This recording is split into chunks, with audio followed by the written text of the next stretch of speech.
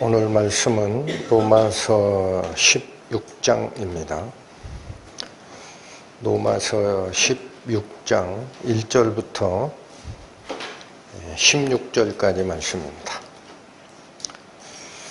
내가 겐그레아 교회의 일꾼으로 있는 우리 자매 베베를 너희에게 천거하노니 너희가 주 안에서 성도들의 합당한 예절로 그를 영접하고 무엇이든지 그에게 소용되는 바를 도와줄지니 이는 그가 여러 사람과 나의 보호자가 되었음이니라. 너희가 그리스도 예수 안에서 나의 동역자들인 브리스가와 아굴라에게 문안하라. 저희는 내 목숨을 위하여 자기의 목이라도 내어놓았나니 나뿐 아니라 이방인의 모든 교회도 저희에게 감사하느니라. 또 저희 교회에게도 문안하라. 나의 사랑하는 에베네도에게 문안하라. 저는 아시아에서 그리스도께 처음 익은 열매니라. 너희를 위하여 많이 수고한 마리아에게 문안하라. 내 친척이요 나와 함께 갇혔던 안드로니고와 유니아에게 문안하라. 저희는 사도에게 유명히 여김을 받고 또한 나보다 먼저 그리스도 안에 있는 자라. 또 주 안에서 내 사랑하는 암블리아에게 문안하라. 그리스도 안에서 우리의 동역자인 우르바노와 나의 사랑하는 스다고에게 문안하라. 그리스도 안에서 인정함을 받은 아벨레에게 문안하라. 아리스토블로의 권속에게 문안하라. 내 친척 헤로디온에게 문안하라. 나기수의 권속 중 주 안에 있는 자들에게 문안하라. 주 안에서 수고한 드루베나와 드루보사에게 문안하라. 주 안에서 많이 수고하고 사랑하는 버시에게 문안하라. 주 안에서 택하심을 입은 루포와 그 어머니에게 문안하라. 그 어머니는 곧 내 어머니느니라. 아순그리도와 블레곤과 허메와 바드로바와 허마와 저희와 함께 있는 형제들에게 문안하라. 비롤로그와 율리아와 또 네레우와 그 자매와 올름바와 저희와 함께 있는 모든 성도에게 문안하라. 너희가 거룩하게 입맞춤으로 서로 문안하라. 그리스도의 모든 교회가 다 너희에게 문안하느니라. 기도하시겠습니다. 하나님 아버지, 오늘 저희는 로마로 보내는 편지의 말미에 사도 바울이 거룩하게 입맞춤으로 서로 문안하라 하고 명한 그 뜻이 무엇인지 기록된 말씀을 통하여 살피고자 합니다. 부디 이 시대를 살아가는 저희 성도들이 거룩하게 입맞춤으로 서로 문안하는 의미가 무엇인지 분명하게 깨닫고 앞으로 나아가는 저희 신앙생활의 모토가 될 수 있도록 적용하는 은혜가 있기 원하오니 인도하여 주옵소서. 예수님 이름으로 기도 올립니다. 아멘. 오늘 드디어 로마서 마지막 16장의 전반부를 같이 상고하게 됩니다. 1절에서 16절까지 읽었는데 메시지가 뭐 같습니까? 가장 많이 사용한 단어죠. 문안하라. 그래서 이 문안하라라는 이 단어는 오늘 저희가 읽은 본문에서만 17번이 쓰입니다. 16절 중에 17번이 사용이 되고 로마서 16장 전체로 보아도 21번이 사용이 됩니다. 그래서 이 문안하라라는 문안의 종류가 뭔가 이거예요. 왜 이렇게 강조를 하시느냐? 문안의 종류는 다양하죠. 밤새 안녕하셨습니까? 라고 문안할 수도 있고, 또 내가 사업하는 사람이면 비즈니스적 관계에 있는 사람에게 자꾸 전화하는 것도 문안이에요. 이 관계를 회복하고 좀 더 친근하게 만들려고 하는 작업이 문안이죠. 그렇다면 오늘 본문에서 이야기하는 문안의 종류가 뭐냐 이겁니다. 마지막 16절에 이렇게 나옵니다. 너희가 거룩하게 입맞춤으로 서로 문안하라. 그래서 사도 바울이 요청하고 있는 이 교제, 입맞춤이라는 개념이 그 당시 문화에서는 가장 친밀하게 받아주는 영접의 표시였습니다. 그렇다고 이 마우스 투 마우스, 입에서 입으로 맞추는 그게 아니고요. 남자와 남자끼리 만날 때 고개를 어긋 맞춰서 이 볼에다가 자기 입을 맞추는, 이게 가장 친밀하게 상대방을 영접하는 행위적 인사법이라고 합니다. 그런데 여기 무슨 입맞춤이라고 표현합니까? 거룩한 입맞춤으로 하라라는 거예요. 그래서 이 거룩한 입맞춤이라는 뜻이 뭐냐면 그리스도의 사랑을 담아서 기쁜 마음으로 서로 영접하라. 결국 그리스도의 복음 안에서 연합하라라는 뜻입니다. 그걸 이 수많은 문장을 통해서 강조를 하는데, 그렇다면 강조하는 이유, 연합을 그리스도의 사랑 안에서 서로 환대해주고 연합하자라는 이 강조하는 이유가 그렇게 중요한 이야기를 하는 로마서입니다. 어떻게 믿음으로 우리가 거룩함을 얻는지, 또 구약에 약속되어 있던 유대인에 대한 하나님의 은혜뿐 아니라 사실은 더 깊게 들어가 보니까 이방인에게도 하나님의 축복이 가게 되어 있구나라는 것을 다 펼쳐내는 굉장히 장중한 메시지의 맨 끝에 왜 이렇게 문안하라를 강조했을까라는 겁니다. 강조하는 이유가 뭔지 살펴야 되겠습니다. 그래서 이 강조하는 이유의 첫 번째는요, 지금 이 로마서가 어디서 쓰여지고 있다라는 거였습니까? 사도 바울의 전도 여행의 마지막 고린도 지역에서 예루살렘 성도를 돕기 위한 헌금을 다 회수해서 들어오기 바로 전 고린도 교회 거기서 쓰고 있는 겁니다.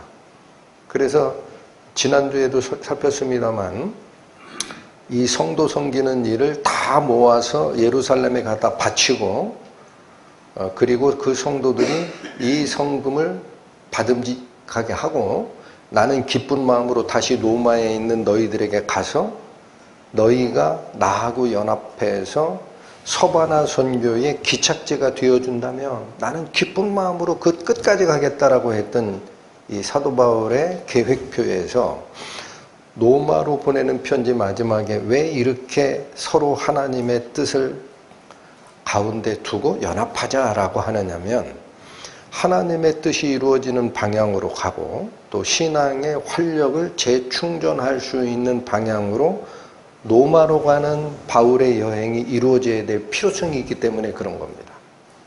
여러분, 로마 교회는 사도 바울이 세운 교회가 아니라 그랬죠. 그러니까 밖에 있는 어떤 사람이 자기를 사도라고 하고 우리 보고 이래라 저래라 이렇게 편지를 써대 이렇게 느끼는 순간 모든 게 틀어지는 거예요. 그래서 여기에 등장하고 있는 이 등장인물, 문안하라 하고 하는 이게 27명인가 돼요. 이 사람들이 다 누구냐면 상황을 잘 보셔야 됩니다. 사도 바울과 전도 과정에서 복음을 가지고 교제했던 친밀한 사람들 중에 지금 로마에 가 있는 사람들이에요. 이러저러한 이유로 사도 바울과 복음의 교제를 나눴던 친밀한 자들 중에 지금 로마에 가 있는 그 사람들. 그래서 로마서를 써서 보내는 그 편지 속에 너희 노마 안에 있는 사람들 중에 이 사람들하고 연합하라라는 뜻입니다. 그래서 왜 이 연합을 강조하느냐면, 자, 지난주에 살피셨지만 15장 마지막 두 번째 줄이 있습니다. 15장 32절에 나로 하나님의 뜻을 좇아 기쁨으로 너희에게 나아가게 하라예요. 그러니까 사도 바울이 로마 교회로 가는 것은 사도 바울의 개인적 뜻을 이루기 위한 게 아닙니다. 누구의 뜻을 따라? 하나님의 뜻을 따라 너희에게 기쁜 마음으로 가게 되기를 원한다라는 거예요. 가서 무슨 일을 하려고 하는 거죠? 다시 봅니다. 나로 하나님의 뜻을 좇아 기쁨으로 너희에게 나아가 너희와 함께 편히 쉬게 하라 그랬어요. 그래서 이것도 지난주 말씀의 마지막 부분이 녹화가 안 돼서 현장에 없으셨던 분은 이 뜻이 뭔지 모르실 겁니다. 한번 다시 은혜를 드립니다. 이게 편히 쉬다라는 말이 아니라 그랬어요. 원어로는 이게 아나파우마이라고 읽히는 단어인데 편히 쉬다라는 뜻이 아니라 머릿속에 딱 입력하기 좋아요. 리프레쉬 하라는 뜻이에요. 리프레쉬. 이게 뭐예요? 활력을 재충전하라는 얘기죠. 그래서 번역이 조금 바울이 로마에 가가지고 안주하고 쉬고 싶구나라고 읽히게끔 잘못된 번역입니다. 이게. 원어대로 번역하면 내가 너희와 함께 리프레쉬하게 하라. 활력을 재충전 받기를 원한다. 너희랑 같이. 이걸 원한 거거든요. 그럼 왜 이거를 로마에 기쁜 마음으로 가서 로마에 있는 성도들과 연합돼 가지고 리프레쉬, 활력을 재충전하기를 원했느냐라는 겁니다. 놀러 간 게 아니거든요.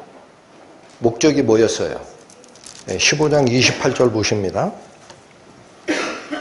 15장 28절. 그러므로 내가 이 일을 마치고 이 열매를 저희에게 확증한 후에, 이게 성도 돕기 헌금을 걷어가지고 예루살렘에게 확정적으로 넘겨주고 그 뜻입니다. 그러므로 내가 이 일을 마치고 이 열매를 저희에게 확증한 후에, 그 다음이 중요합니다. 너희에게를 지나서 어디로 가리라? 그래서 서바나까지 가려면 혼자 못 가거든요. 스페인 그 끝까지는 사도 바울의 뜻이 아무리 간절해도 혼자 못 갑니다. 그거 누가 좀 지원해 주기를 원하는 거냐? 로마 교회가. 그래서 로마 교회가 이 로마 제국이 영향을 미치는 겁니다. 그 서바나까지가. 그래서 이 스페인까지 전도를 어떻게 할지 여행 루트도 알려주고 필요하면은 어디가 위험한지 이런 걸 다 구분해가지고 안전한 루트도 제시해주고 재정적 지원도 좀 해주고 필요하면 가이드도 누구 하나 좀 딸려 붙여서 같이 좀 서바나까지 전도해야 된다. 그러려면 사도 바울이 로마에 가가지고 이거 어디서 이상한 사람 왔는데 이게 이단이야 아니야? 이렇게 사도 바울을 바라보는 시각을 가지고는 이미 날이 샌 겁니다. 그 기쁜 마음으로 너희에게 가서 너희와 함께 리프레시가 되고 복음의 열정으로 재충전이 돼서 나는 서바나까지 전도하러 갈 거니까 너희들이 나를 그렇게 영접해 줘야 될 필요가 있다. 이걸 중요시 여긴 거예요. 그래서 16장 오늘 선택한 본문에 27명의 성도들이 다 현재 로마에 가 있는 성도들이에요. 근데 그 사람들이 누구냐? 바울과 복음에 관해서 다 인연을 맺고 가 있는 사람이에요. 그러니까 그 사람들에게 먼저 연합해라. 그러면 내가 갈 때 어디 이상하게 굴러먹던 굴러온 돌이 여기 와가지고 백힌 돌을 뽑아내려고 그래? 이런 마음이 아니라 사도 바울은 하나님의 복음 전하는 전도자가 맞구나 해서 리프레쉬 돼가지고 서바나까지 전도하는데 제일 중요한 역할을 할 거니까 이해가 되죠? 그래서 27명의 이름을 낱낱이 다 지금 거명하는 겁니다. 그 사람들하고 얘기해보면 알 거야. 복음이 뭔지. 이게 첫 번째입니다. 거룩한 이름으로 서로 연합하자라는 이유의 첫 번째다. 두 번째 이유가 있습니다. 왜 이 연합을 자꾸 강조를 할까? 저는 무슨 생각을 하냐면요. 사도 바울은 사람을 보고 일을 한 적이 없습니다. 그렇지 않습니까? 사람이 반대를 하든 찬성을 하든 관계없이 합니다. 하나님의 뜻을 확인하면 성령의 도우심을 힘입고 무조건 앞으로 전진하는 사람이에요. 사도 바울이. 그런데 왜 갑자기 로마교회 가는 이 일을 놓고는 자기가 알고 있는 27명의 구원받은 형제로 교제하다가 로마에 가 있는 그 사람들 이름을 하나씩 거명하면서 연합을 강조할까? 여러분, 사람이 일을 할 때 있죠. 어떻게 보면 지금 드리는 이 말씀이 오늘 말씀, 교제 나누는 말씀의 핵심이에요. 사람이 일을 할 때 각자 자기 일을 하면은 힘이 합쳐지질 않아요. 근데 한 방향으로 연합이 되면 상승 효과가 일어납니다. 이거를 경영학에서 시너지 이펙트라고 합니다. 시너지 효과, 상승 효과. 그래서 이게 무슨 말인가? 여러분, 시너지라는 영어 단어가 어디서 나온지 아세요? 오늘 본문 뒤에서 살필 겁니다. 동역자에서 나오는 말이에요. 신, 같이. 너지라고 되어 있는 건 그 원래 에르고, 일하다라는 단어입니다. 에르고. 이게 노동, 여기서 노동이라는 단어도 영어로 나오죠. 그래서 신, 에르고가 합쳐서 시너로고, 이게 영어로 시너지가 된 거예요. 근데 이게 무슨 말이냐면 낱말풀이 하자는 게 아닙니다. 실제 물리학적으로 이게 입증된 효과예요. 여기 보십시오. 가로, 세로가 같은 강목이 있다고 치세요. 강목. 목재 아시죠? 이 강목이, 그 강목 하나가 뭐를 떠받치는 힘이 1이다라고 가정하세요. 1. 근데 강목 2개가 있어요. 이거를 이렇게 힘이 작용합니다. 그러니까 물건을 올려놓는 선반이라고 가정하겠습니다. 하중이 작용을 하는데 강목 2개를 양옆으로 놓으면은 하나가 견디는 힘의 2배가 됩니다. 딱. 간단합니다. 근데 신기하게도 강목을 양옆으로 안 놓고요. 위로 겹쳐서 놨어요. 그러니까 높이가 하중이 내려오는 방향을 받치는 방향으로 2개가 딱 결합이 돼 있어요. 그 높이가 2배가 된 거죠. 견디는 힘이 2배가 아니에요. 여러분, 이게 재료역학에서 나옵니다. 이미 입증된 거예요. 세제곱에 비례합니다.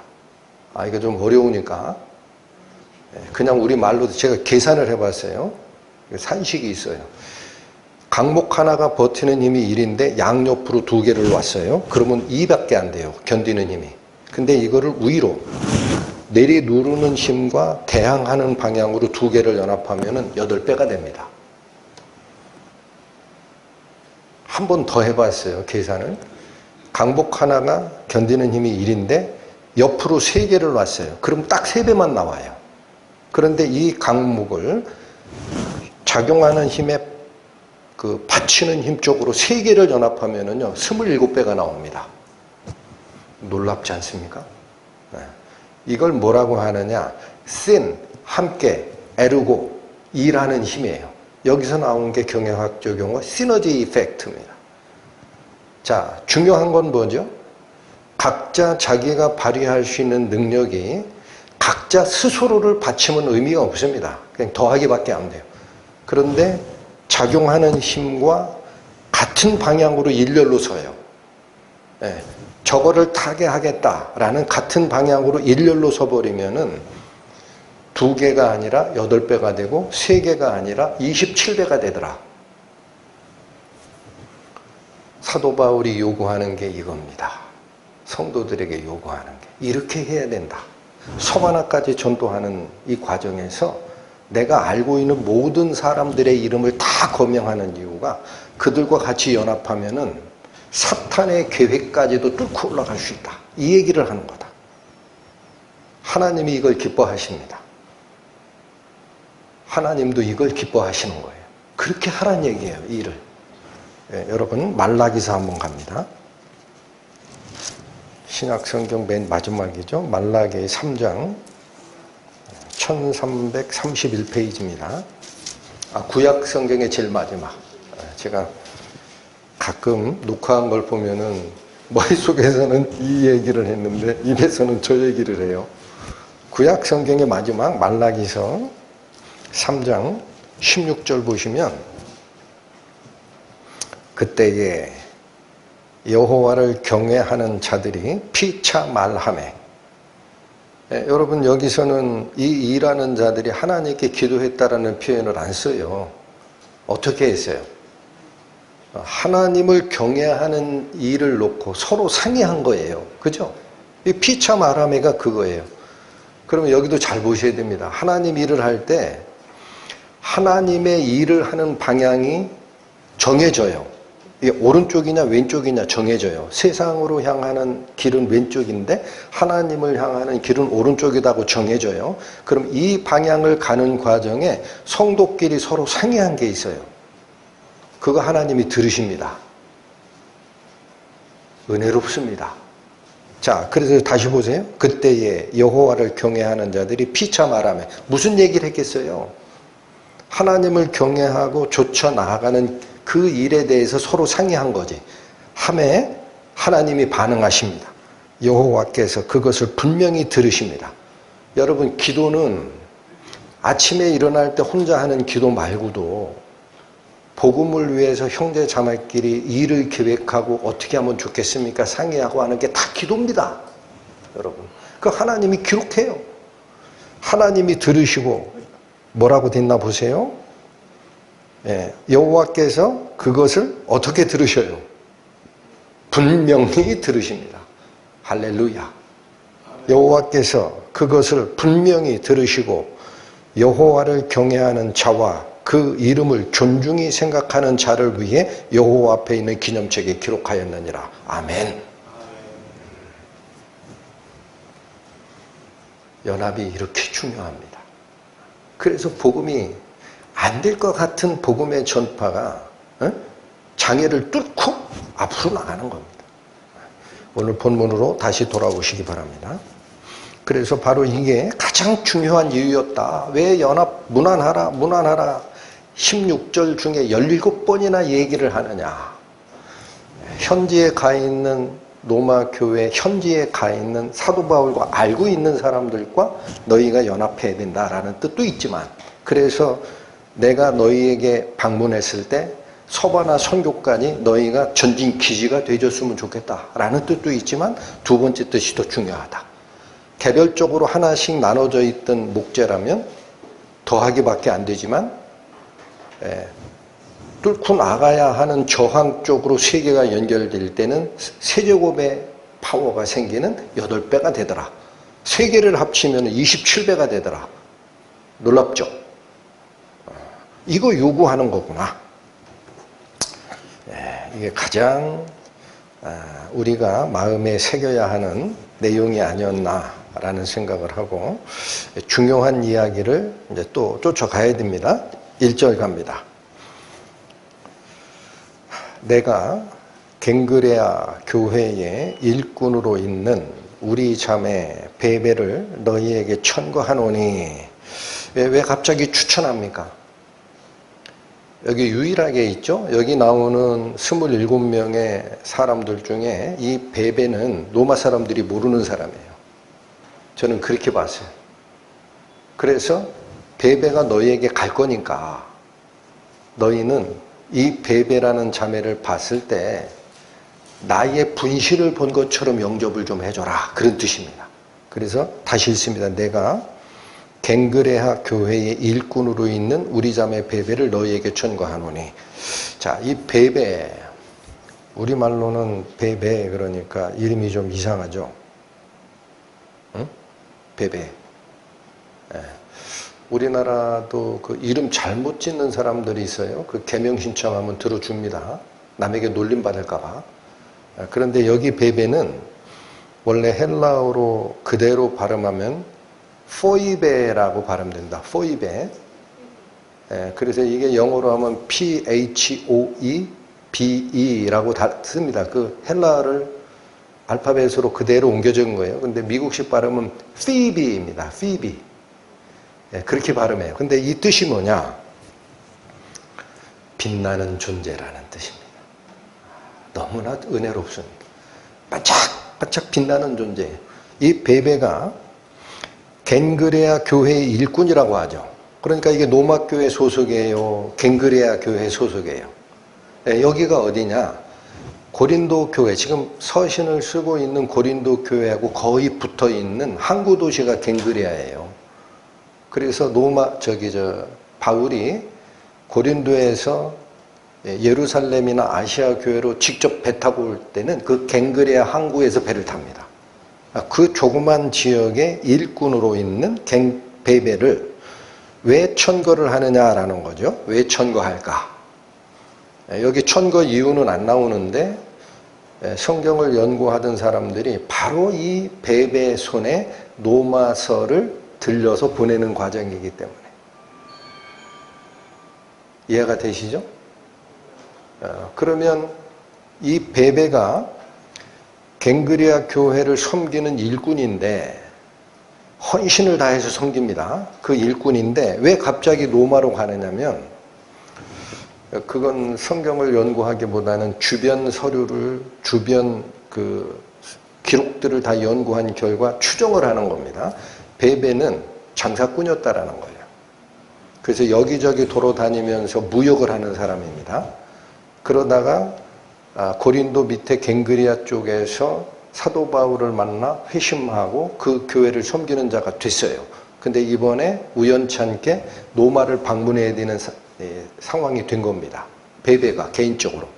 그때 사도 바울은 로마서를 써가지고 누구한테 보낼까 고민하다가 잘 됐다. 로마에 간다고. 그러면 이 편지를 좀 전달해줘라 하고 베베에게 부탁했다라는 거예요. 네. 자, 그런데 이 베베가 어떤 일을 하고 있었던 자냐가 2절에 나옵니다.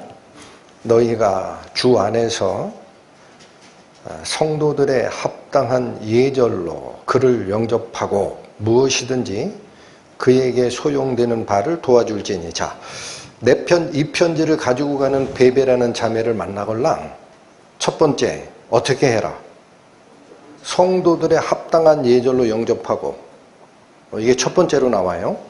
또 무엇이든지 그가 필요한 물품이나 장소든 이거를 다 제공해 주라는 얘기예요. 그 왜 이거를 첫 번째 강조했을까? 생각해 보니까 의미가 있습니다. 지금 로마교회는 사도 바울로부터 복음의 개념을 전수받은 적이 없죠. 그러니까 그리스도를 영접했지만 유대교적 성격이 강해요. 로마교회는. 그러니까 유대교에서는 여자를 어떻게 보죠?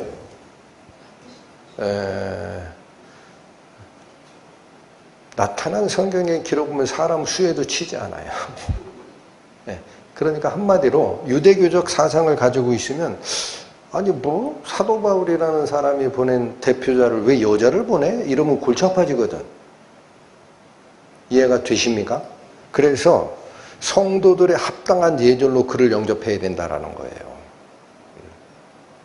여자지만 주 안에서 같이 구원받은 자매다라는 거예요. 반드시 기억하고, 두 번째,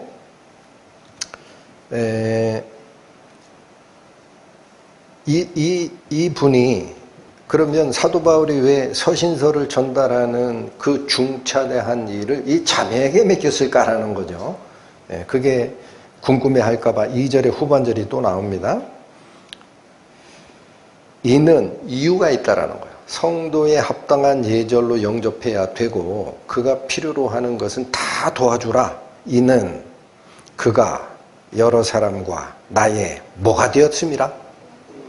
그러니까 이 보통 자매 아니라는 거예요. 베베라는 자매는. 어떤 자매다? 나의 보호자가 됐다라고 그래요.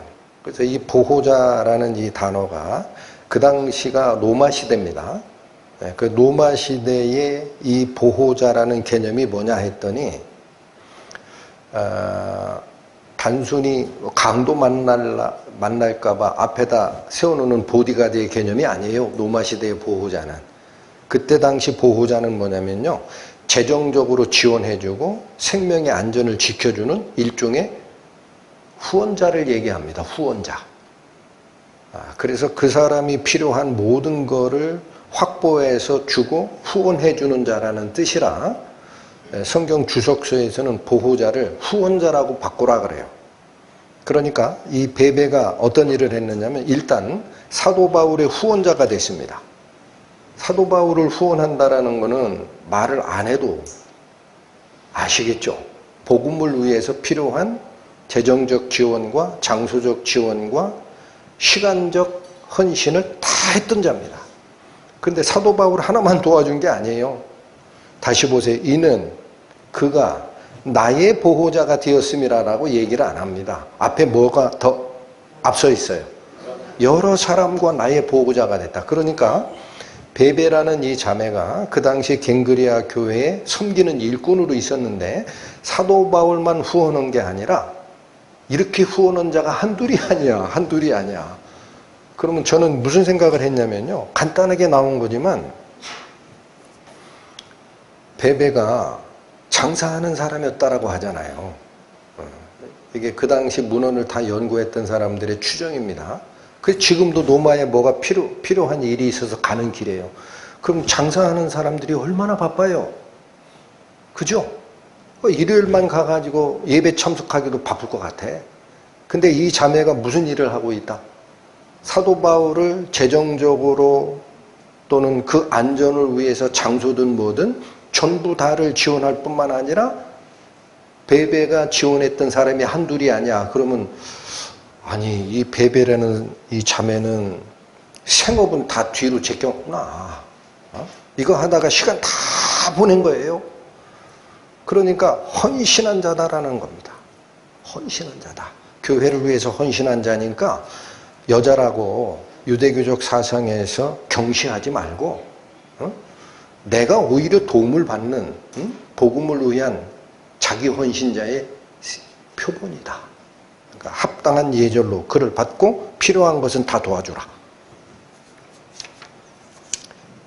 베베의 이름이 허명이 아니죠. 반짝반짝 빛나는 존재였습니다. 신기하게도 그 이름은 교회 전체에서 빛나는 자였다. 다시 오십니다. 3절 너희가 그리스도 예수 안에서 나의 동역자들인 브리스가와 아굴라에게 문안하라. 여러분 여기 동역자라는 단어 있습니다. 이 동역자가 바로 아까 제가 설명드린 시너지가 나오는 그 단어입니다. 신 헬라어로 함께 같이 이거예요. 그 다음에 너지라고 하는 이것은 에르고스, 에르고 하는 사람들, 일하는 자들이라는 뜻이에요. 그 두 개가 합치니까 신 에르고스라는 헬라어가 여기 동역자입니다. 그러니까 동역이라는 거는 무슨 뜻이에요? 아까 그 물리법칙으로 얘기했던 거면 강목 하나가 내리누르는 힘에 저항하는 쪽으로 같이 연합이 되면은 2배가 아니라 8배의 힘을 견딘다. 그러니까 사도 바울 혼자서 할 수 있는 일에 이 브리스가와 아굴라라는 부부가 도와줌으로써 그들 둘이 여기 얹힘으로써 원래는 3배의 힘이 나야 되는데 몇 배가 난 거예요? 27배. 기억하시네. 외울 필요는 없어요. 세제곱으로 커져요. 이렇게 했던 자들이라는 거예요. 브리스가와 아굴라가. 그래서 여러분 이거는 사도행전 때 공부를 해서 기억나시는 분도 있을 겁니다. 잊어버리신 분 때문에 잠깐 설명드리면 브리스가와 아굴라, 브리스가는 사도행전에서는 브리스길라라고 표현됩니다. 근데 여자 이름이기 때문에 애칭으로 부를 땐 브루스길라예요. 더 예쁘죠? 근데 원래는 브리스가라는 게 정명이라 그래요. 그래서 이 브리스길라와 아굴라는 부부입니다. 누가 남편이냐? 아굴라가 남편이에요. 그 영어로 얘기하면 아퀴라라고 읽힙니다. 아퀴라. 브리스길라는 아내고, 그래서 이 아퀴라는 분명히 유대인인데 브리스길라는 유대인인지 이방인인지 몰라요. 어쨌든 둘이 부부야. 그런데 이 둘이 이 사람들도 국제적으로 뭐 사업을 벌이는 분 같아요. 그래서 로마에서 자기 사업체를 가지고 있었던 분인데 로마 황제 클라우디우스가 AD 49년에 기독교인들과 유대인들 간의 갈등 때문에 로마가 혼란해졌어요. 그래가지고 이거 안 되겠다 해서 크리스투스 문제라고 하는데, 그 크리스투스가 그리스도를 발음하면 그렇게 나와요. 그래서 크리스투스 때문에 문제가 발생했기 때문에 이들의 그 혼란을 정리해야 되겠다 해서 예수쟁이는 다 나가라! 유대인 추방령을 내렸어요. 로마에서. 그게 49년이야. 그러니까 로마에서 사업 기반을 가지고 있던 브리스길라와 아굴라가 유대인 추방령 때문에 로마에 더 이상 못 있어요. 그 쫓겨났어요. 어디로 간 거예요? 고린도에 와 있어요. 이때 누구를 만나느냐? 전도 여행을 하고 있던 사도 바울이 아테네에서 전도하다 실패하고 밑에 지역 고린도에 딱 왔더니 아굴라와 그의 부인 브리스길라를 만났어요. 근데 둘이 업이 같아. 업이 같다라는 게 무슨 업이 같아요? 바울도 천막 짓는 자, 브리스길라와 아굴라도 천막 만드는 사람이야. 천막 만들어 판 것 같아요. 업이 같아서 같이 생업에 연합이 됩니다. 근데 이게 연합돼서 몇 번 얘기하다 보니까 구원받은 자거든요. 바울이 보기에 브리스길라와 아굴라가. 그래가지고 신앙도 어떻게 돼? 같이 연합이 돼요. 여러분, 저는 이렇게 되기를 원합니다. 우리 말씀사랑교회 성도 여러분들이. 생업이 같든 생업이 다르든 우연히 만나는 게 우연이 아니라 인연이 돼야 됩니다. 그래서 이 어렵던 바울을 도와서 브리스길라와 아굴라는 여러분 사도 바울이 전도 여행 때 심혈을 기울였던 도시가 두 개예요. 고린도 지역에서 1년 반을 사역을 합니다. 그 다음에 아시아, 너무 아시아라는 것은 터키의 그 에베소 지역을 얘기해요. 여길로 가가지고 어느 회당을 빌려서 3년을 제자를 길러내죠. 이 가장 역점을 뒀던 두 군데의 선교지인데, 고린도에서 1년 반 사역을 할 때 아굴라와 브리스길라 부부가 전적으로 헌신하고 도와줘요. 그래서 사도 바울이 목숨이 위태로울 때 있죠. 이 사람들의 그 수완이 굉장히 발도 넓고 수완도 좋은 것 같아. 사업하면 그런 능력이 생깁니다. 그래가지고 바울을 피신하게 하고 에베소로 바울이 넘어갈 때 같이 가요.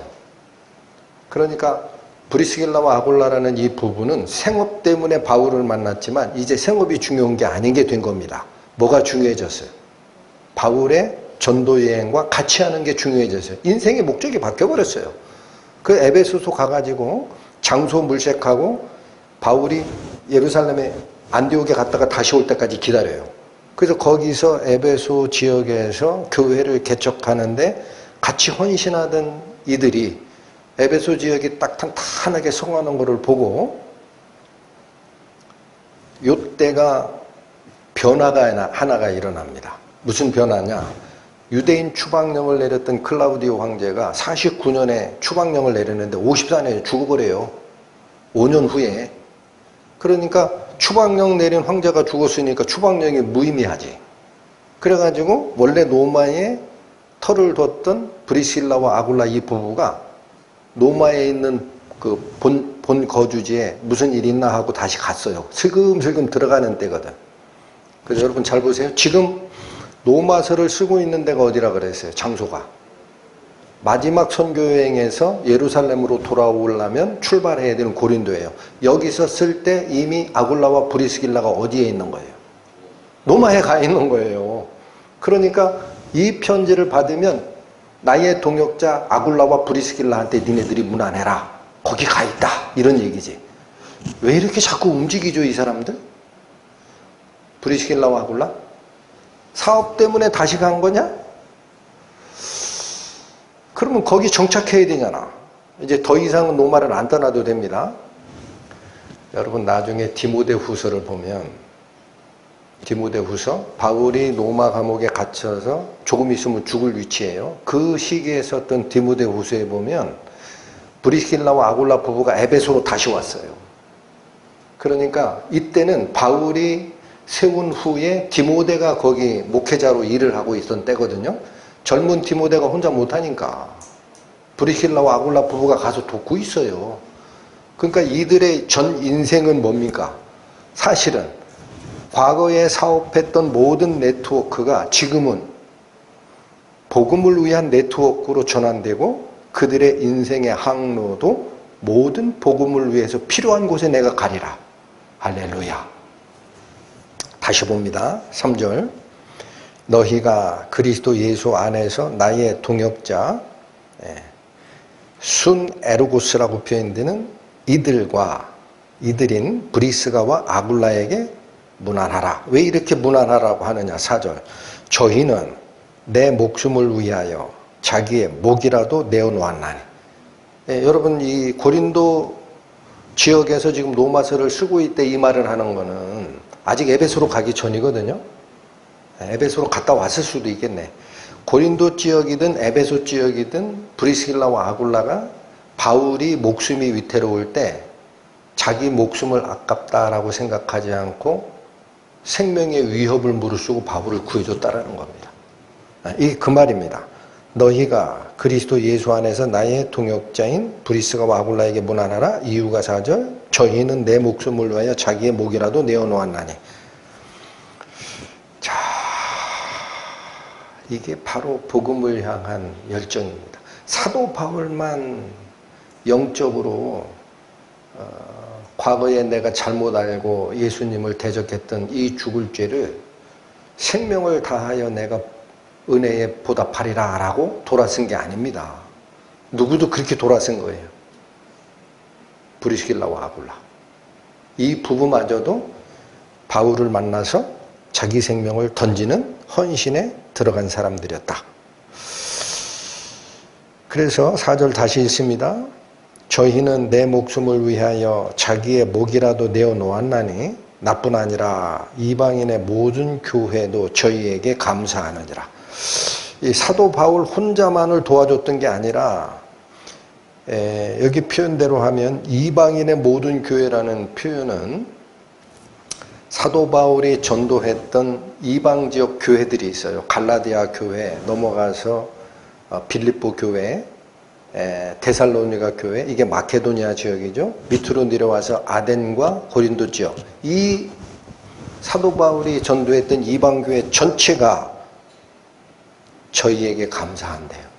그러니까 브리스길라와 아굴라 이 부부의 헌신과 사역은 사도 바울이 전도했던 모든 교회가 칭송하는 단계에 가 있습니다. 그들은 헌신만 한 게 아니라 믿음도 굉장히 뛰어났습니다. 기억나시나요? 에베소에 있을 때 바울과 같이 브리스길라와 아굴라 부부가 에베소에서 개척을 할 때 성경 지식에 대해서는 나만 아는 사람이 있으면 나와! 할 만한 아볼로가 와 있어요. 아무도 지혜로는 성경에 대해서 아볼로를 이길 수가 없습니다. 그 아볼로가 예수님 믿고 와가지고 성경을 가르치는 걸 봤어요. 그런데 브리스길라와 아굴라 부부가 딱 들어보니까 알맹이가 빠졌어. 알맹이가 없어. 그게 뭐냐?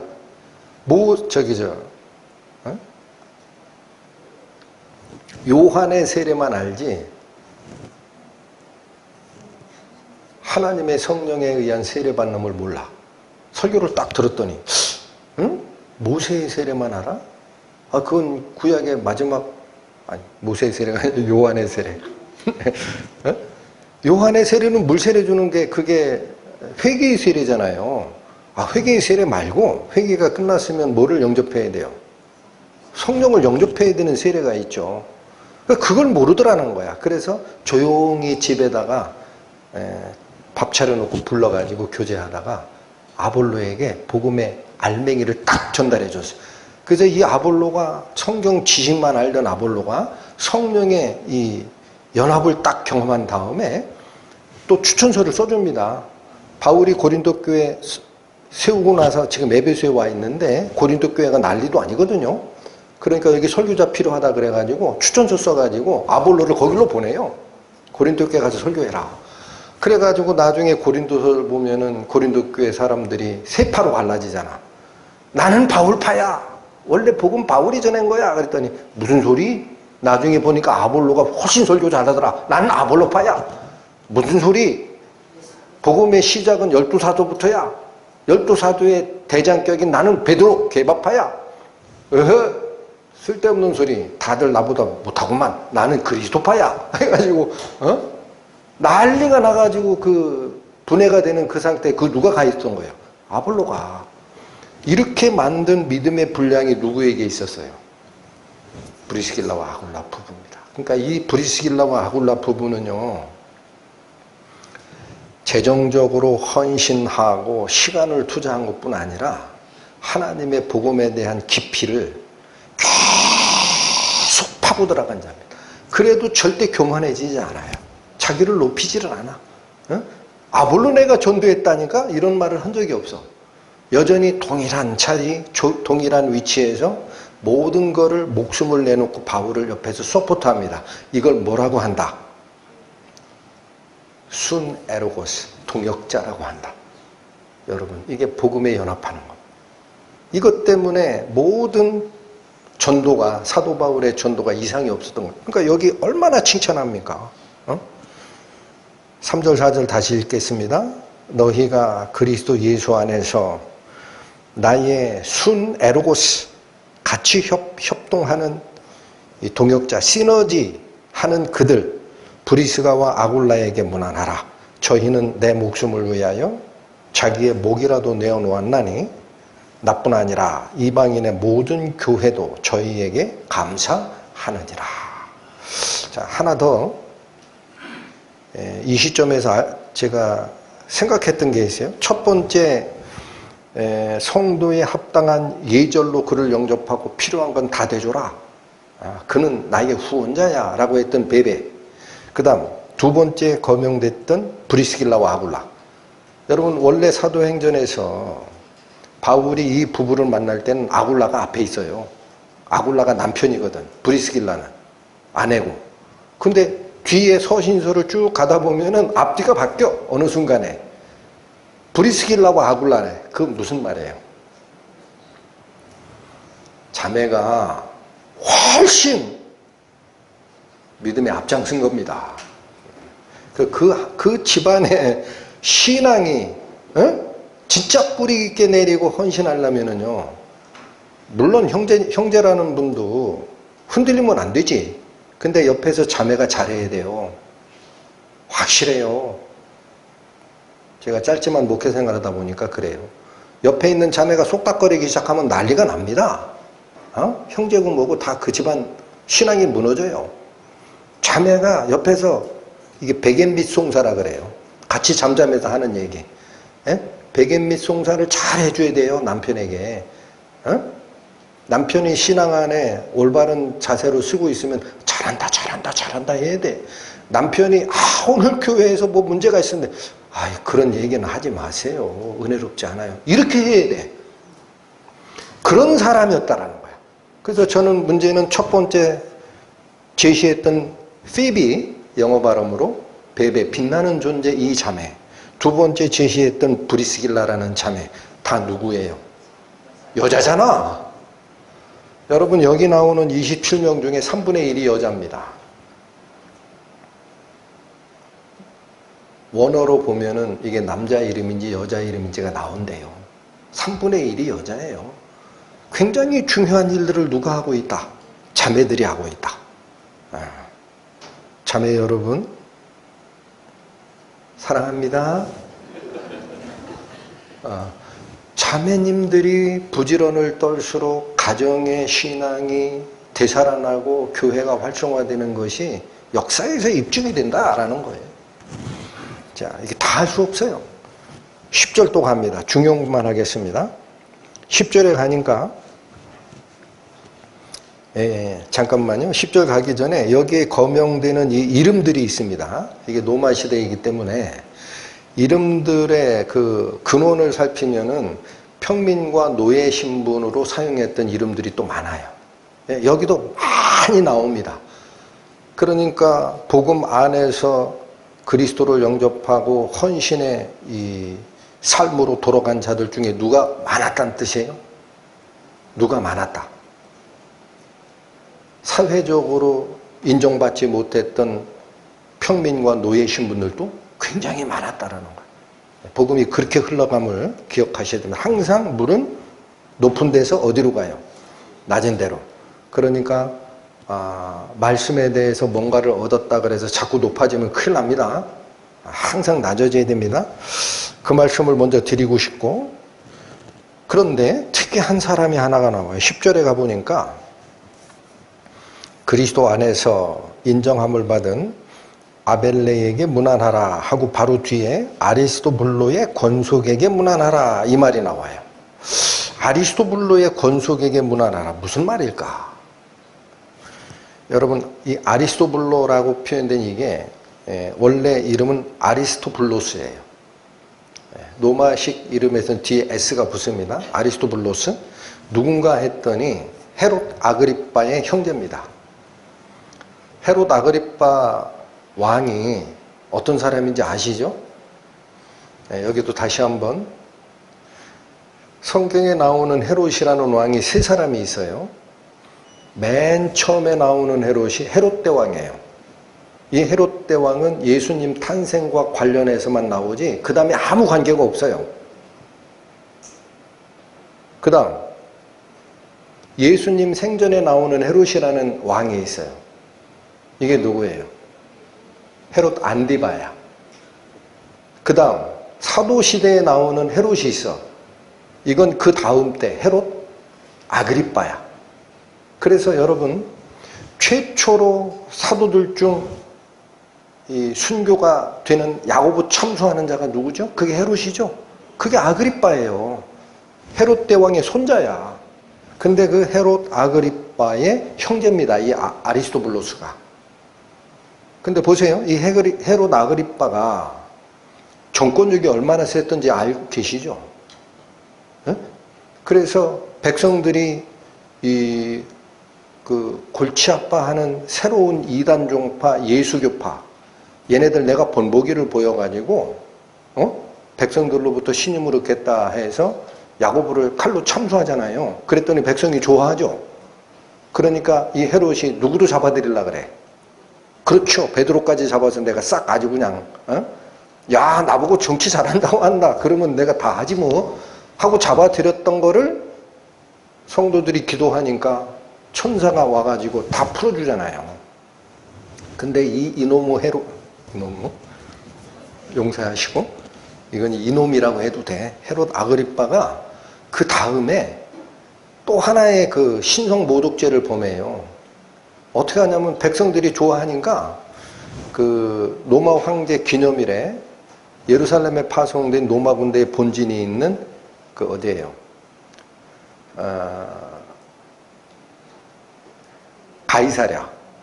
거기 내려가가지고 그 기념회를 하는데 옆에 나라 사람들이 다 와가지고 이 헤롯 왕의 설교를 듣거든. 그래서 아침에 설교하는데 그것도 제가 보기에 이게 조작한 거야. 자기를 드러내려고 빛이 반사되는 그런 아주 고급 옷으로 쫙 깔아입고 아침에 설교를 하니까 햇빛이 딱 반사돼서 빛나죠. 그러니까 백성들이 아부성 발언을 합니다. 당신의 말은 사람의 말이 아니요 하나님의 말이요. 그랬더니 헤롯 아그리빠가 영광을 하나님께 돌리지 않고 은근히 그걸 받아들여서 하나님이 어라 이놈 봐라 하고 하나님이 치셨어요. 충이 먹어 죽었어. 이게 헤롯 아그리빠야. 몇 년에 죽느냐? 44년에 죽어요. 그러니까 제명 살고 죽은 게 아니라 하나님 대적하다가 일찍 갔죠. 그 밑에 다시 아들은 아직 어리거든. 역사 얘기하면 어렵죠. 왜 이 얘기를 해주느냐? 그러면 헤롯 아그리빠의 형제였던 지금 아리스토블로스, 이 사람은 그 자기 형인지 동생인지 몰라요. 형으로 봐요. 그 헤롯 아그리빠가 졸지에 미리 죽었단 말이에요. 젊은 나이에. 그러면 그 자리 차지하려고 욕심 부려야 되잖아. 근데 역사학자들이 연구한 걸로는 이 아리스토블로스라는 이 아리스토블로는 정권에 대해서 개입하기를 싫어하는 은둔자라는 거예요. 그래서 이 사람은 진작부터 로마로 가 있어요. 아리스토블로가. 왜? 유대에 있으면은 자기를 추종하는 사람들이 자꾸 야, 네 형 헤롯 아그리빠 그 정권에서 뽑아내고 네가 훨씬 온유한 자야. 네가 왕이 돼도 돼? 해가지고 정권 그 쟁탈전에 휘말릴 거 아니야. 그래서 아예 차단하겠다 하고 이 아리스토블로는 진작에 로마에 가가지고 은둔 생활합니다. 그런데 아그리빠가 충이 멎어 죽었다, 젊은 나이에 죽었다라는 소리를 듣고도 안 와요. 그냥 거기 있어요. 나는 정치에 관심 없다니까. 그러다가 형제가 형제를 죽이고 삼촌을 죽이고 그게 뭐야. 난 그런 생활 안 살래 해서 로마에 살다가 지금 상태에서는 이 아그리빠는 죽었어요. 그러니까 그 권속들이야. 권속이라면 누구죠? 아그리빠의 가족이나 그 집안에서 일을 도와주던 하인들, 이 사람들이 권속이에요. 이 사람들이 아직도 거기 로마에 있는 겁니다. 황제가 보호하는 상태에서 있었을 것으로 봅니다.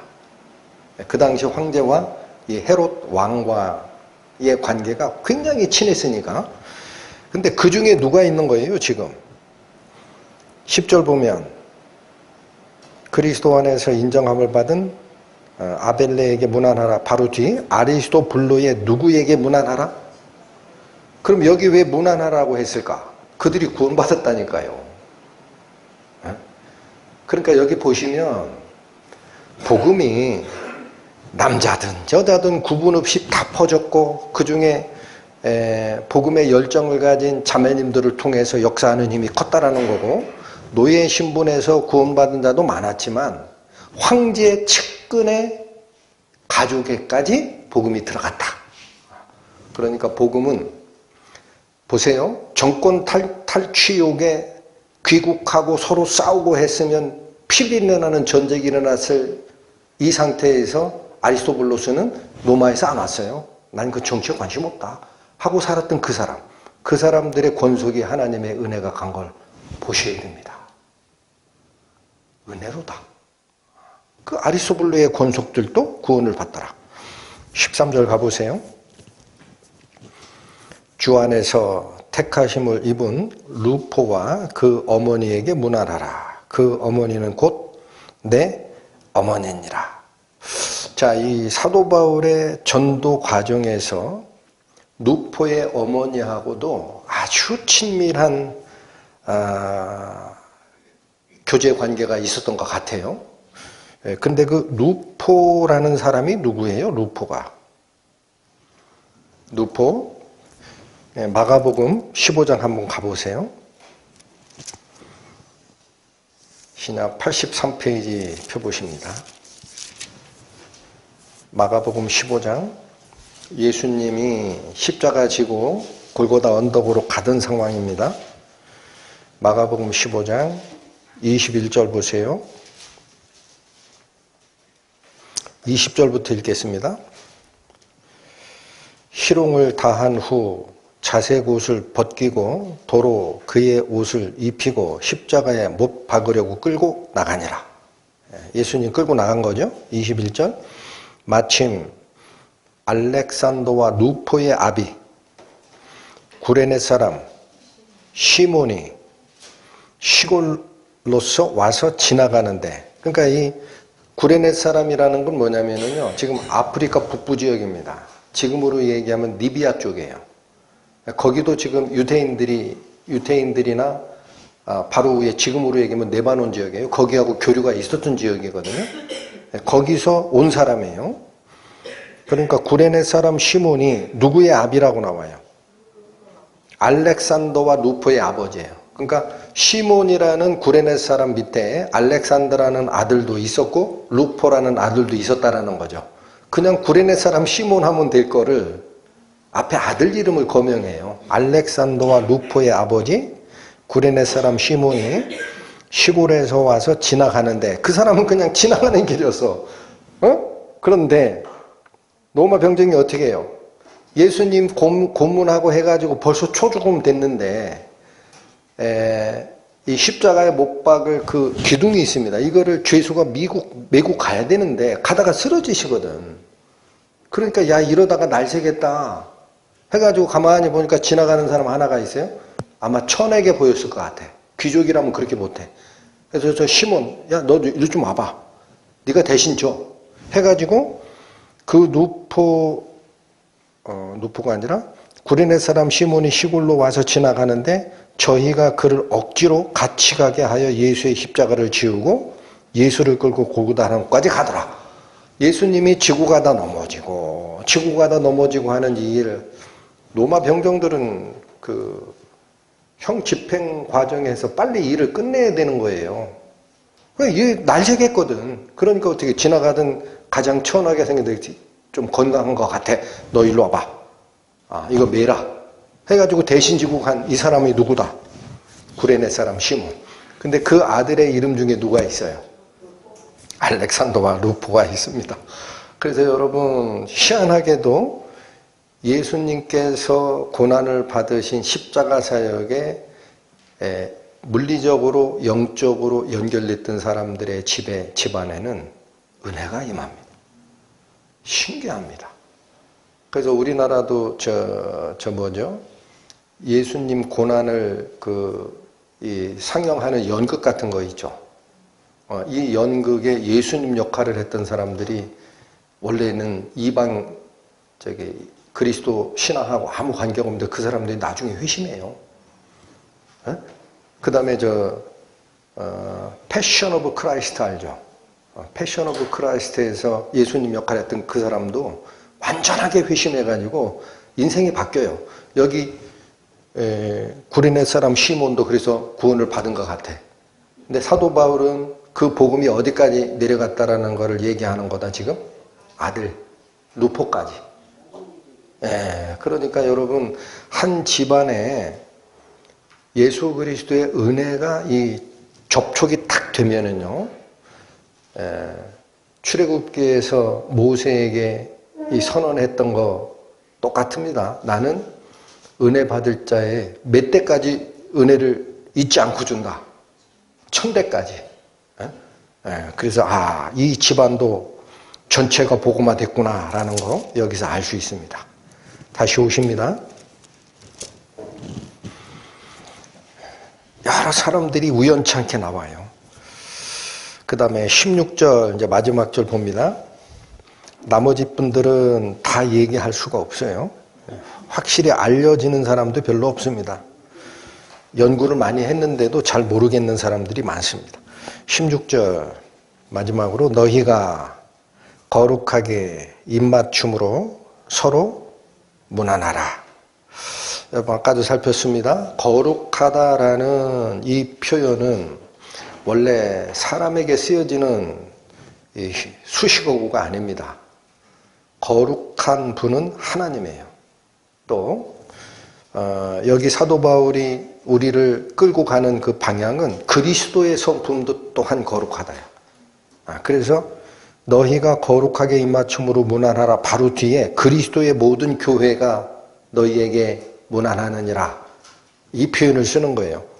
원래 여러분 서신서에서 교회를 얘기할 때 사도 바울은 대부분 하나님의 교회라고 합니다. 하나님의 교회.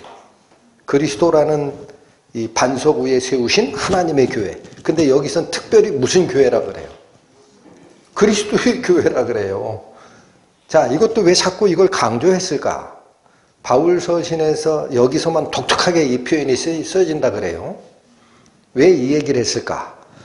로마에 있는 구원받은 크리스찬들은 아직 그리스도의 복음의 진수를 전수받은 적이 없기 때문에 하나님의 교회 그러면 유대교적 사상에 아직 못 벗어날 가능성이 있는 거예요. 근데 사도 바울은 그리스도의 교회라고 얘기하는 이유가 뭐죠? 로마 복음의 진수가 뭐죠? 로마서 복음의 진수. 약속된 유대인에게도 하나님의 은혜가 가지만 첫째는 유대인에게요, 둘째는 헬라인에게로다. 유대인 이외에 다른 이방인에게도 영세 전부터 예정했던 복음이 그들에게도 가게 돼 있다. 이게 누구에 의해서 둘을 갈라내는 장벽이 허물어졌다 그래요. 예수 그리스도의 몸으로. 그게 에베소의 선언이죠. 가까이 있는 너희와 멀리 있는 너희 간에 가르던 장벽을 예수 그리스도의 몸으로 파하사 둘을 한 몸이 되게 하였다. 그러니까 교회 얘기를 할 때 이제는 바울은 뭐라고 하느냐? 하나님의 교회라는 표현 대신에 바꿔버렸어요. 그리스도의 교회다. 이방인이든 유대인이든 하나로 연합되는 교회 아니냐 우리가. 그러니까 앞에 있는 너희가 거룩한 입맞춤으로 서로 문안하라 할 때 이 거룩한이라는 말이 원래 하나님의 성품에 쓰이는 단어인데 그리스도의 성품에도 같이 쓰이는 거예요. 우리는 받는 교훈이 이겁니다. 입맞춤으로 서로 문안하라. 기쁜 마음으로 영접하고 하나가 되라.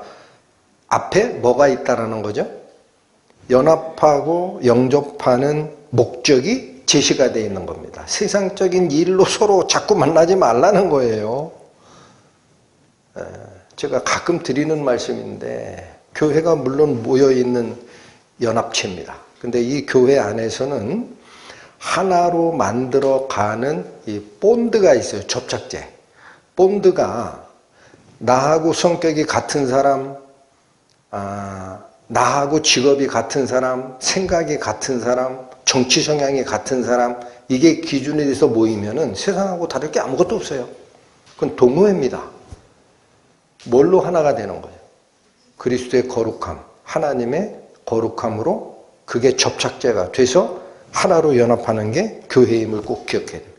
그래서 다시 보시면 16절 너희가 거룩한 입맞춤으로 서로 문안하라 라는 이 말씀은 하나님과 그리스도와 함께하는 교제로서 연합하라 라는 뜻이고, 그래서 이어지는 말씀에 그리스도의 모든 교회가 다 너희에게 문안하느니라. 아까 그리스도의 교회라고 표현된 것은 설명을 드렸습니다. 이방인이라고 배척하지 말고 유대교적 사상에서처럼 여자들이라고 해서 경시하지 말고 그 뜻입니다. 여러분 그리스도 안에서는 남자와 여자의 구분이 있다 없다 그랬어요? 없다. 인종의 구분이 있다 없다? 없다. 모든 교회라고 합니다. 무슨 뜻일까요?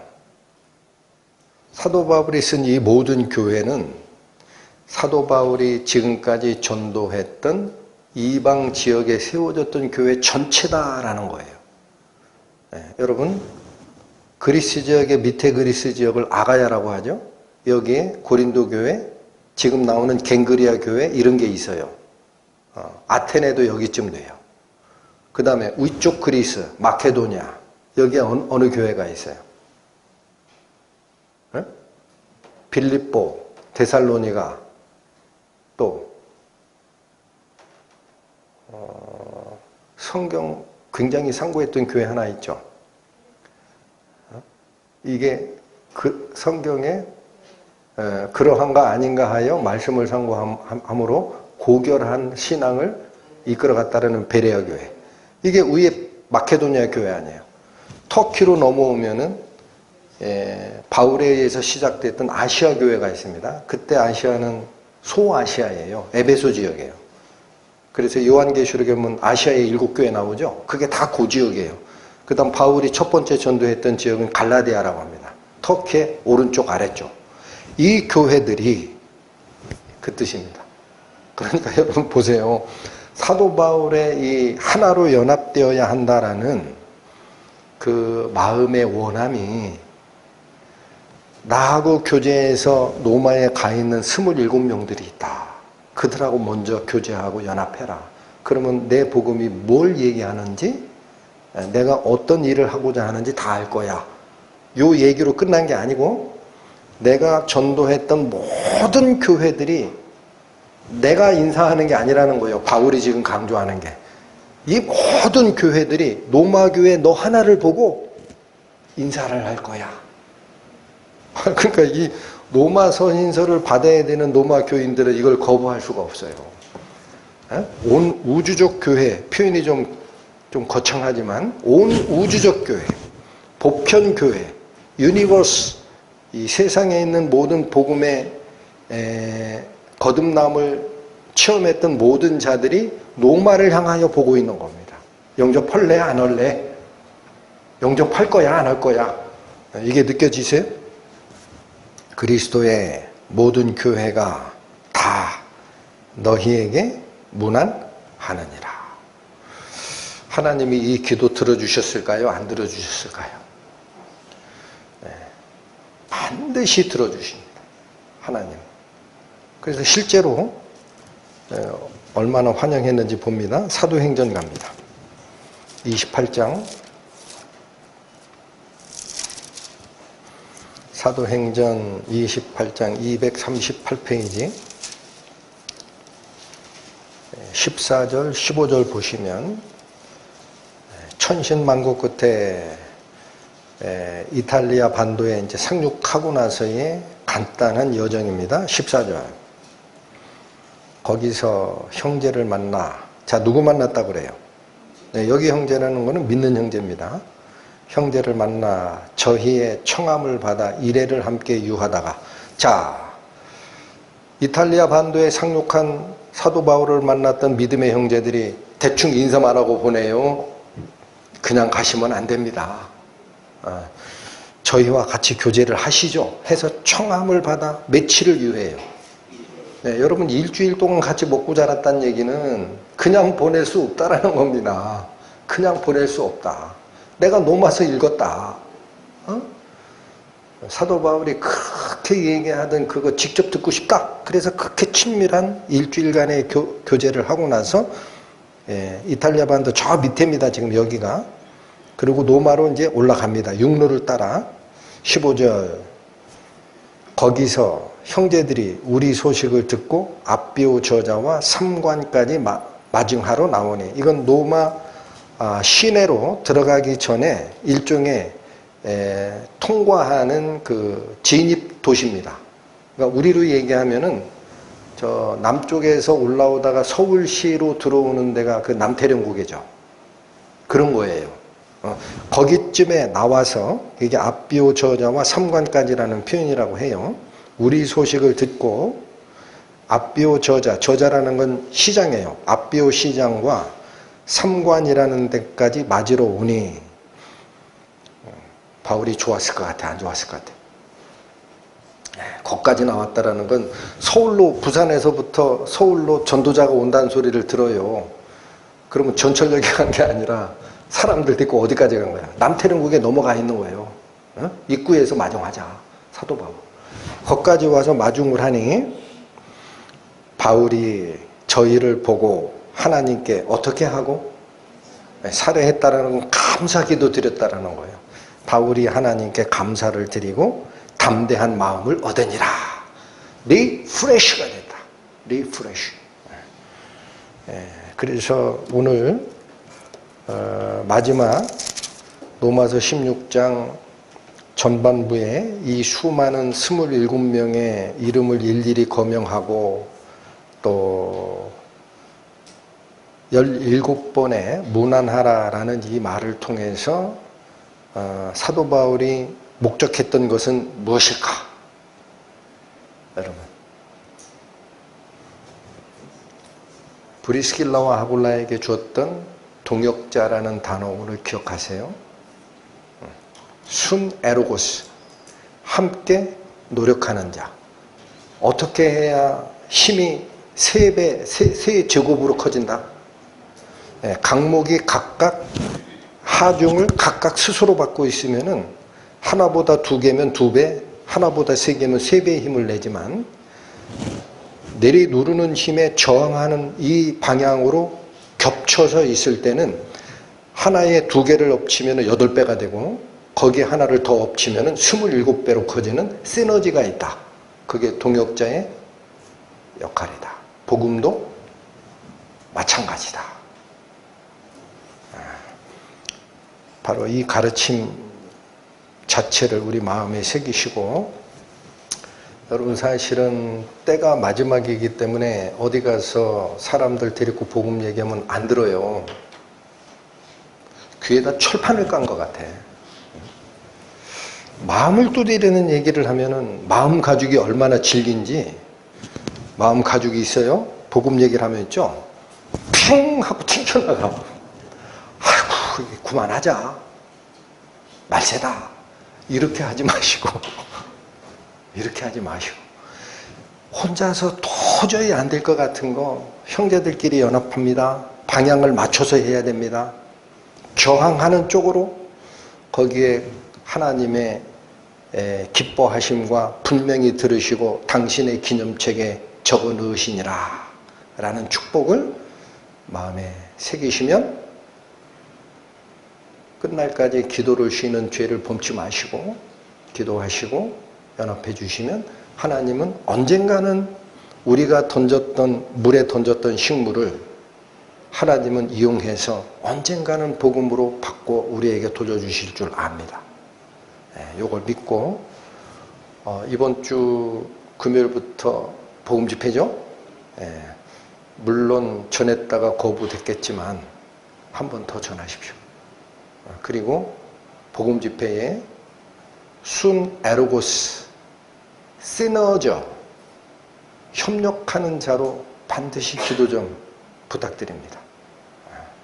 하나님의 은혜가 다시 우리를 이끌어가는 축복이 있기를 원합니다. 기도하시겠습니다. 하나님 아버지, 사도 바울이 그렇게 원했던 성도 간의 연합, 시너지가 결국 딱딱하고 받아들일 수 없는 사람의 마음까지 흔드는 하나님의 능력, 하나님의 보좌를 흔드는 힘이 됨을 오늘 저희가 확인하였습니다. 마지막 때를 맞이하여 물질과 번영과 자기 만족을 향하여 나아가는 세상 사람들의 생각이 있다 하더라도 하나님께서 그걸 지적하고 돌아오라 하시는 복음의 말씀, 저희 가슴에 간직한 자로서 힘을 다하여 기도하고 나아가 그 빛을 전하는 자 되기를 원하오니 저희의 약함을 하나님의 은혜로 도우시고 보호하셔서 앞으로 전진하는 자 될 수 있도록 인도하여 주옵소서. 예수님 이름으로 기도 올립니다.